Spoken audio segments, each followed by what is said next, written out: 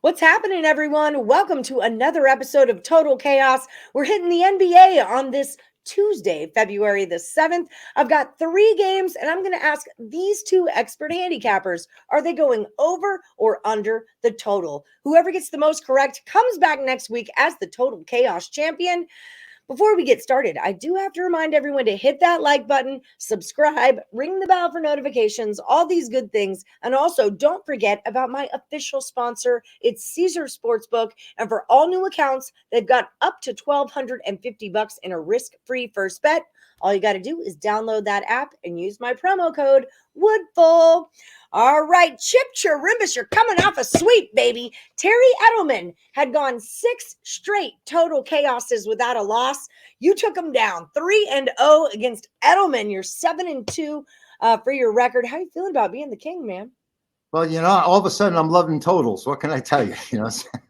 I have that effect on people. All right. I have that effect. Scott Reichel, you are also a champ. You beat Rodney Molina 2-2. I think you had another one in there. You do a lot of chaoses with me. How does it feel to come back? It feels good. I know that I lost to Chip last week. We disagreed on one game, and that was the deciding factor. But we swept the 2 consensus plays, so it could have been worse. But yeah, I'm coming for you, so watch out. Ooh, big words. I like it. People at home, remember, when these two agree on a play, that tends to be the money-making play, all right? So here we go. Chip, you have the better record, so you're going to go. Although you're both champs, you have the better record, and you did beat Reichel last round. So Bulls are at the Grizz. It's a 233 and a hook. What do you got here, Chip? What a setting we have here. They come in and here's Memphis, who's lost, 7 in a row or 9 in a row. They've lost 8 of 9 anyway, and floundering everywhere. 8 of 9 have gone under the total. When you look at the stats between these two teams, I mean, Chicago's under 5-1 their last 6 on the road. I'm sure he's aware of it. They're 10-4 with no rest, and they're coming off San Antonio on Monday night. If Jean Moret would be concerned with more shooting basketballs and guns, maybe the Grizzlies would have a better chance out there. And this might have a chance to go over, but I don't see it. They've only gone over once in the last 7 meetings. I have to play it under. It's a trend that's really heavy, and I don't see bucking it right now. There's a reason salmon die at the end of the run, so I'm going to play it under. There it is. Reichel, what do you got here? Yeah, I'm going to go with the under as well. This season, Memphis ranks 3rd in defensive rating. Chicago ranks 12th. 5 of Chicago's last 7 games have had less than 227. So I think this number is a bit high. And the under is 8-1 in Memphis's last 9 games.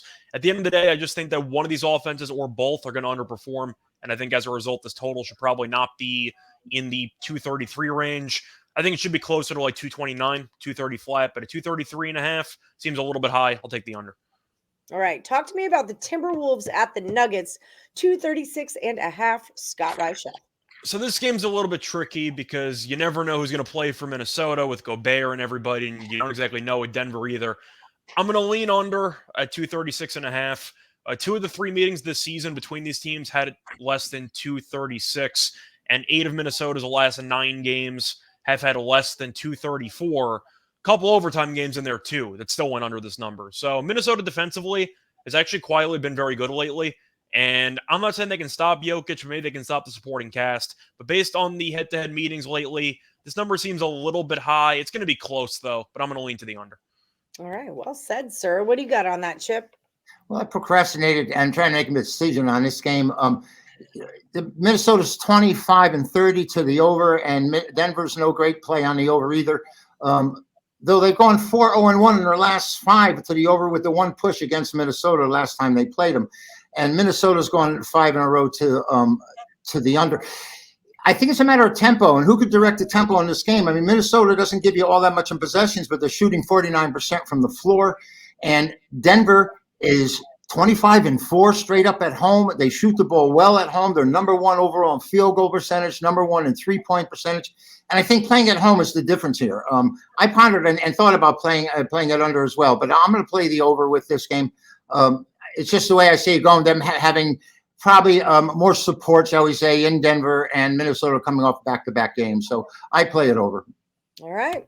Thunder are at the Lakers. Last one for the round. It's a 237.5. It goes to you, Chip. But this is another game where, once again, the trends are on the over big time. I got Oklahoma City at 30-22 on the year. The Lakers at 28 or 29 and 25. And, not getting Kyrie Irving, I wonder how much incentive there would be on the Lakers side to actually go out and play defensive basketball. I mean, I know Anthony Davison's hitting block shots, and right now it's those two guys scoring points, carrying the team, because they're not even going deep onto the bench and playing. So, but Oklahoma City's young. This team, Scott, they run, they throw it up. I think it goes over the total. The trends say over. That's the way I see it. I just don't think the Lakers are going to have incentive to play any defense from here on out. Yeah, and I mean, LeBron wants the scoring title, so we're like trying to score points as many as we can right here. Yeah. And I'm sure he would love to get that title at home with the Lakers, which is where they are. What do you got, Rachel? Yeah, I'm going to go with the over as well. In the head-to-heads, these games have gone under this number, but I just think based on how these teams play defense, which is an oxymoron because they don't play any defense, I'm going to go with the over. You're looking at just the overall pace of play that OKC plays at, and the Lakers. They're both very, very fast. Lakers rank second in the league in pace. Oklahoma City ranks third. I see a track meet breaking out in this game. LeBron is in striking distance of passing Kareem in one game. People keep talking about the Bucks game because he might pass Kareem against Kareem's first team.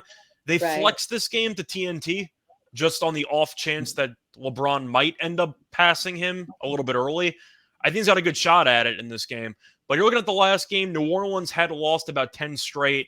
Everyone's injured on the team. I know Ingram came back lately. That game landed 257. The Lakers don't care about defense. LeBron and AD probably combined for, 70 in this game. It wouldn't surprise me. But I'm on the over. I think you're going to see a lot of points. Might seem a little scary, but when you see roughly 70 points in the first quarter, you're going to feel a lot better about this over. I'm going to take the over. That's a good call. It's hard to play defense. Like for older players, defense is like walking backwards and stuff. Okay. It's hard. You Playing defense is for good teams. These teams, your arms up. Yeah. I can't be bothered. Okay. Well, thank you guys for that, because that was excellent information right there. And if you guys want some more excellent information, you viewers out there, here's a piece of it. Chip Chirimbus is number 2 over at picksandparlays.net. Overall, he is the number 2 capper on our site right now. He's up $1,200 over the last 7 days. Chip, tell the people what you got going on over at picksandparlays.net if they want to buy your premium plays. Thank you, Ali. I've really picked up the momentum as the season has gone on. And, the more information we get and the more we have to evaluate, the better it seems to be. And I'm really in line right now. We've talked about it. I sent you a few games Saturday and we did quite well with them. And I'm just taking it day by day, a piece at a time. The Megabuck play has been a big winner at Picks and Parlays. And also, we swept the board 4 straight days in the NBA. I mean, that's not doing too badly at all. So looking forward to it each and every day right now, because we really have a feel for it. I love it when they just pop out at you, when you just see the numbers clear and you just cruise right through. And that's what it happens. It doesn't always happen like this, but sometimes it just falls into place and you have a little momentum and you can feel it and you can see it. And right now it's happening. That's a beautiful thing. So guys, head over to picksandparlays.net while Chip is on this win streak. It's right here in the banner. Use the promo code NFL. It's going to save you 20% off whatever you get from Chirimbus over at picksandparlays.net. Now, Scott Reichel, you've been on not such a bad run yourself, my friend. Your total chaos record's a little bit lacking, if I do say so. I don't remember like 90% of my results because they were from, I don't even know, baseball season. Before that, maybe. Well, maybe, but it's been a long time. I think don't some even of know. those. Well, I started everything over in January, so everything is new from January, or not this January, from last January. Now that I think of it, shit. But yes, this is where we're at now, Reichel. How does it feel to be back? Tell the people where they can find all your free picks. Yeah, you can find all of it on my Twitter at Reichel Radio. I got the free YouTube video every night for winners and whiners. Besides that, doing a bunch of podcasts every day. NBA, NFL, tennis, all that fun stuff. Find it on my Twitter. Beautiful. At Reichel Radio. All right, guys. Thank you so much for joining me. Excellent round. Great information there. Like I always say, may the best capper win. See you guys next time.